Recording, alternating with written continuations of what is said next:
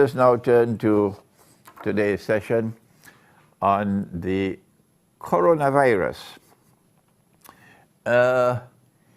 One of the most important functions of a scholar of Islam is to read and to understand the world in that stage of history in which he lives, in that stage of the historical process in which he lives. So if you are a scholar of Islam alive today, we expect you to be able to read and understand using the Qur'an, using the truth which Allah has sent, and using not only these eyes, but this eye as well, the internal eye, the nur that Allah gives to you, and using the correct methodology. Here is the book on methodology, the correct methodology for study of the Qur'an. One of the most important things that my teacher of blessed memory, Maulana Fadlur Rahman Ansari rahimahullah, ever did was to teach the proper methodology for the study of the Qur'an. And this is what the scholars of Islam in this age must do. Using that proper methodology, they must study the world today. And the world today is like a river in a huge flood with dangerous currents in it. And I was 24, 25 years of age, and I had this dream. And I saw this river, a huge river. I seldom share my dreams with you, but I want to share this dream with you. I was 24, 25 years of age, and I was a student at the Alimia Institute of Islamic Studies in Karachi, Pakistan. And Maulana Fadlur Rahman Ansari was my teacher, rahimahullah. And I saw this huge river, bigger than the rivers of Guyana. And the river was swollen, floods, and there were lots of dangerous currents in the river. And I saw all my fellow students in the river, and they were all struggling to survive, all of them in danger of drowning, and lots of other people. And I saw myself swimming in that river and saving them one by one. So I woke up in the morning, and I went to Maulana Fadlur Rahman Ansari, rahimahullah, and I said, Maulana, this is what I saw in my dream. He smiled, and he said to me, he said, you are destined. This is your destiny to do precisely that in the future. May Allah have mercy on the soul of my beloved teacher. And this is what I'm trying to do now.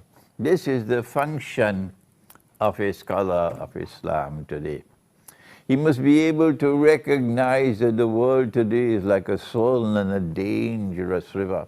He must be able to recognize all the dangerous currents in the river. He must be able to recognize so many people are drowning, who are in danger of drowning. He must be able to go in that river and save the people. You can't do that if you want to have a backbone to be politically correct. You can't do that if you want to stay with the flock of scholars of Islam who are asleep. If you want to do that, you have to have insight, you have to be faithful to the truth. And then you could understand coronavirus. That's right, in Akhirul Zaman, when the last stage of history comes, Nabi Muhammad alayhi salatu wasalam said it, and they know it. It was the Ghazwat Tabuk, the war of Tabuk. And he was sitting in a leather tent. This is a hadith of Sahih Bukhari. And he said, count 6 things before the end of the world, the Sa'ah. And amongst the 6 is, let me get it for you. Amongst the 6, he said, Thumma mutan. And then he said, there will be a plague. يَأْخُذُ فِيكُمْ كَنُعَاسِ الْغَنَمِ. There will be a plague, meaning an epidemic, and it will kill you in large numbers the way it kills sheep. This is what he said. This is one of his prophecies. So Akhirul Zaman is a time when there will be epidemics, plagues. The word which used to be used long ago was plague, but nobody uses that term anymore. Now they use the term epidemic instead of plague. And in the epidemic today, we have the coronavirus, which has just attacked China. And one of the functions of the scholars of Islam today, if you are able to read the world correctly, is to offer an insight and offer an explanation and say Allah knows best. That's right, just say it, Allah knows best. You can be right, you can be wrong, but you must at least come forward and offer an explanation, which is what I'm doing. And my view is that Dajjal is at work in coronavirus, the one who wants to rule the world from Jerusalem. So he has to have a Pax Judaica, which will replace Pax Americana, the way Pax Americana replaced Pax Britannica. You know, the three. Pax Britannica, Pax Americana, Pax Judaica, so that Israel can rule the world. And Allah speaks of this in Surah Al-Mursalat. And when we interpret the Qur'an, only Allah can confirm that it is correct. But we must make the effort to interpret. Don't be afraid. Have some backbone. Intaliku ba'adawuzu billahi minash shaitanir rajim. Intaliku ila zillin dhi thalasi shab. Proceed now to that shadow which will come upon the world. A shadow which will have 3 parts. And my opinion, and Allah knows best, these are the 3 parts. In order for a Pax Judaica to replace Pax Americana, in order for Israel to become the ruling state in the world, the population of Arabs, this is Muslim and Christian Arabs which surround Israel, has to be substantially reduced. You cannot reduce that population substantially through warfare, because you'll get a very bad name. You can use warfare to take control of territory, which is what Israel is going to do. But in order to substantially reduce the population and not be blamed for it, you need something called biological warfare. What I am explaining is what they can do. They can explain the same thing, but they would not speak.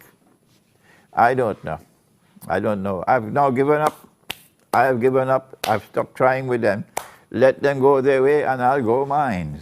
Okay? I've tried for 20, 30 years with them now, but they're just stuck in concrete. So brother, goodbye. I'm going my way. You go yours. This is what is happening today. They are using the coronavirus, in my opinion, it is a trial run. And they're using it with the most populous nation in the world, the Chinese. And they're using it to see how China will respond to control it, and how the World Health Organization in Geneva will respond to control it. And so they are monitoring the coronavirus, exquisite monitoring going on at this time. Those who want to rule the world from Jerusalem. That's what they're doing while this corona, of course, they're the ones who planted it in the first place. I have no doubt about that. Dajjal uses Gog and Magog to commit fasad, spread fasad all over the world. And so the coronavirus has to be located in biological warfare in Akhir Zaman. That is my statement. How do we respond? I don't know how many people will die. That's not important to me. What is important to me is to see how does the Chinese government deal with this problem. We know that our Prophet said, Allah's blessings be upon him, 1400 years ago. He said, when a plague takes place, if you are located in that place where the plague is spreading, do not leave. And if you are outside, do not enter. It's called quarantine. And he said this 1400 years ago, quarantine. And now the world has picked up that same system of quarantine. But if you are coming back to Trinidad from China, if they allow you to enter, they'll put you in quarantine and check to see whether or not you have the virus before they allow you to enter into the population. And so the important thing that they are doing now is monitoring the Chinese government to see how does the Chinese government respond to this epidemic of the coronavirus. And secondly, how does the world respond? What is the World Health Organization in Geneva doing? The president of the World Health Organization used to be a Muslim from Trinidad and Tobago. Yes. Kamaluddin Muhammad used to be president. I was a student in Geneva at that time when he was elected president of the World Health Organization, WHO, in Geneva.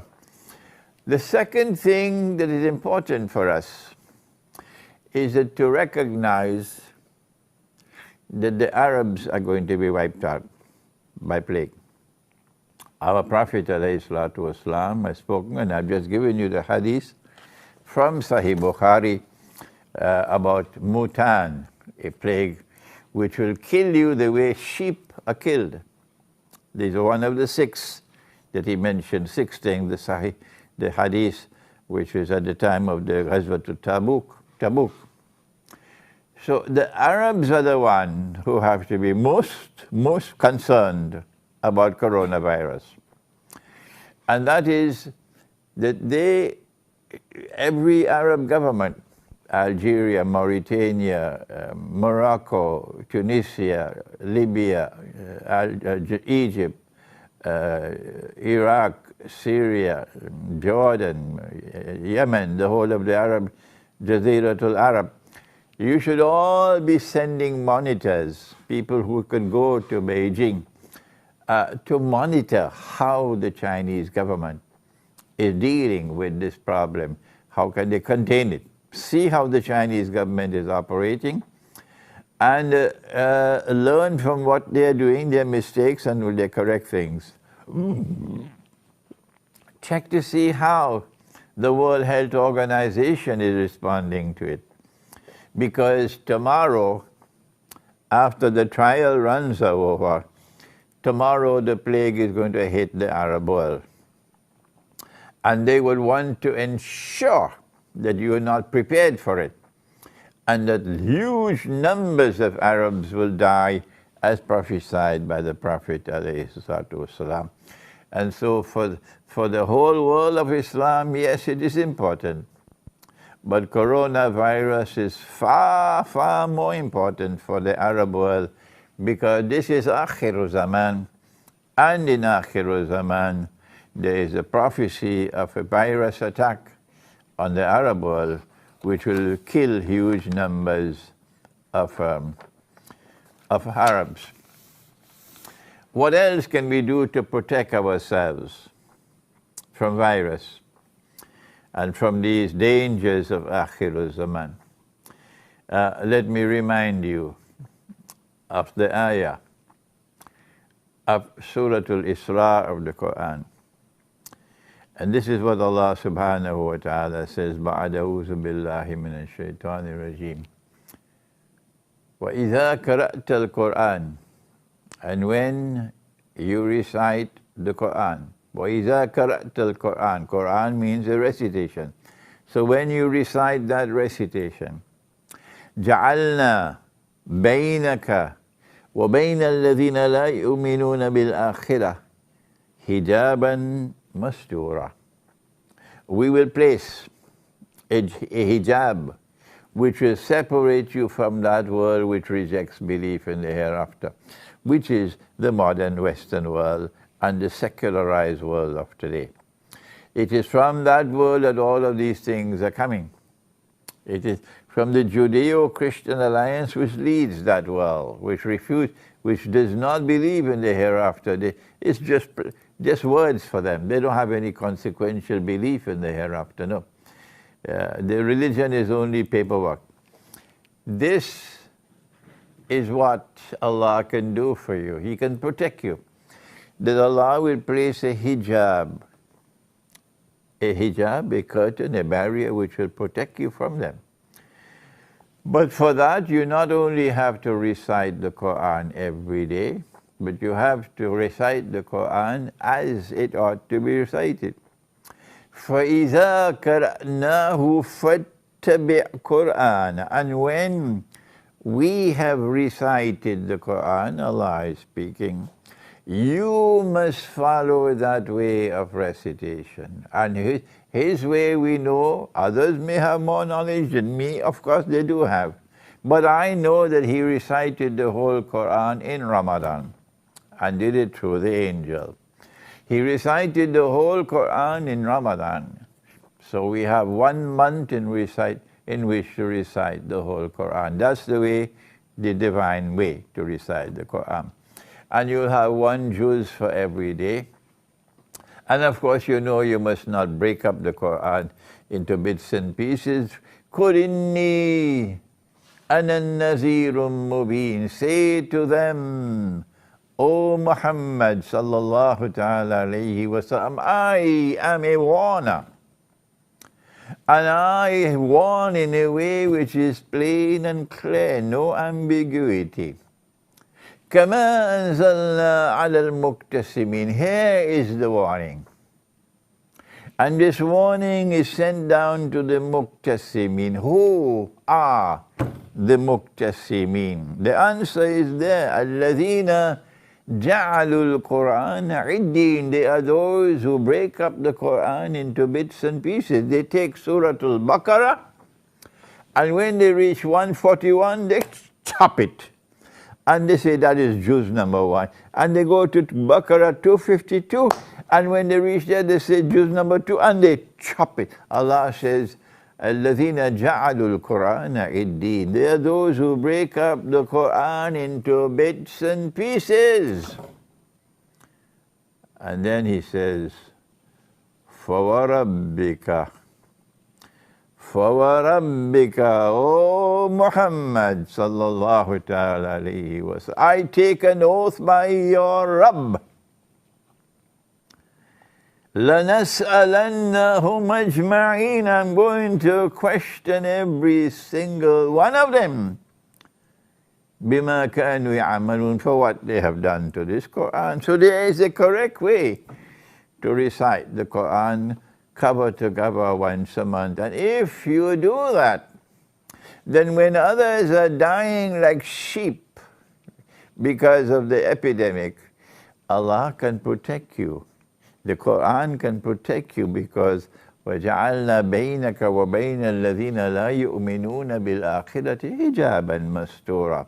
So one of the ways in which you can protect yourself from the coronavirus and from the other dangers of Akhir Zaman is to recite the Qur'an from cover to cover once a month, every day, 1 juz a day, and to recite it the way that Allah recited it. This is our comment on the coronavirus.